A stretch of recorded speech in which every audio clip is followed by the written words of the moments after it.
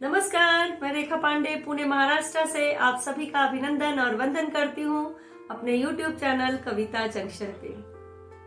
आजकल एक वर्ड बड़ी सुनाई देता है कि मैं लो फील कर रही हूँ या मैं लो फील कर रहा हूँ।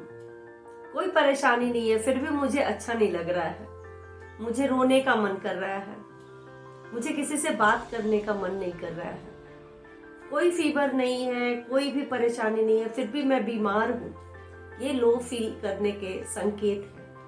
तो ये लो फील करना क्या होता है? पहले तो सुनते थे कि ये लो फील करना यानी जो बड़े तूफान आने के पहले छोटे से तूफान होते हैं, उसका शाब्दिक अर्थ ये होता है। कहीं हमारे मन में भी इसी टाइप के बड़े तूफान के पहले के छोटे संकेत तो नहीं है ये लो फील करना?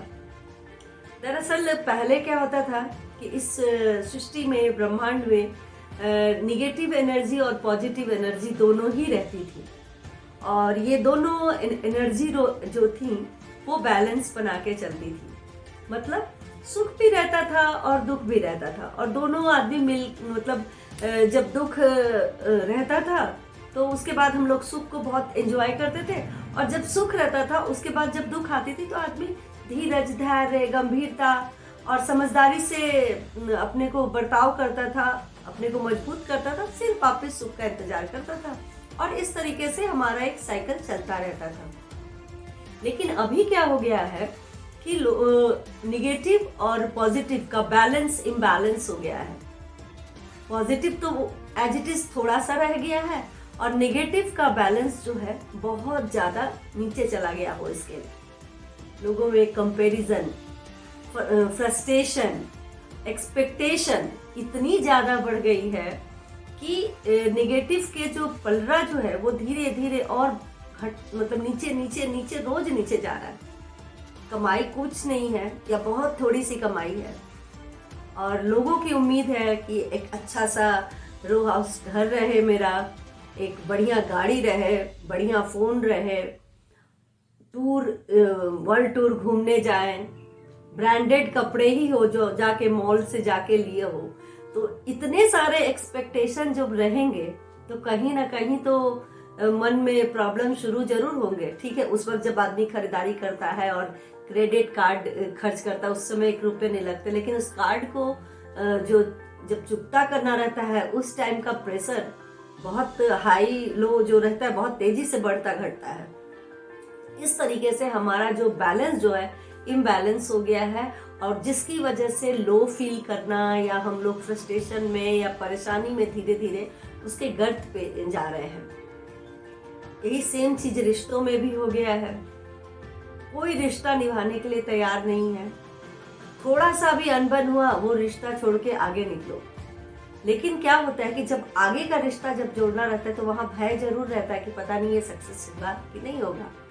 पीछे का डर भी हम लोग को सालता रहता है कि कहीं पहले की तरह हम अगले जनरेशन में जा रहे हैं और फिर गड़बड़ ना हो जाए।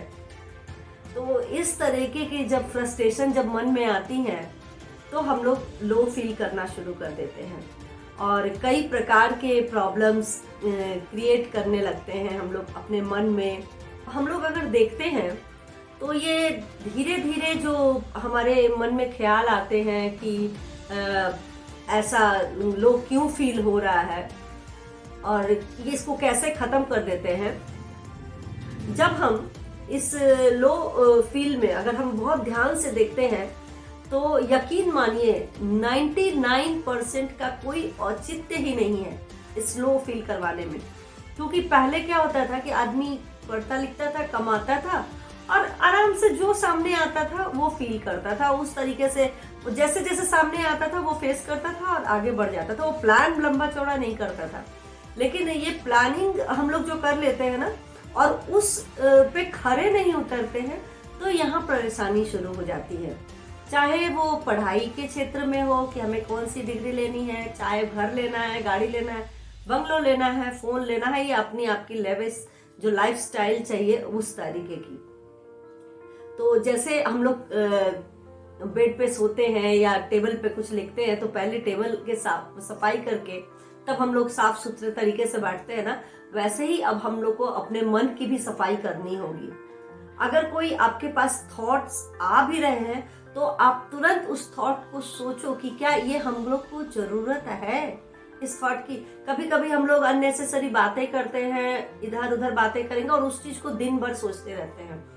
तो मुझे नहीं लगता कि बहुत सोच करके हमने कोई प्रॉब्लम, न उधर की प्रॉब्लम को सॉल्व किया, उल्टा अपने लिए भी क्रिएट कर लिए।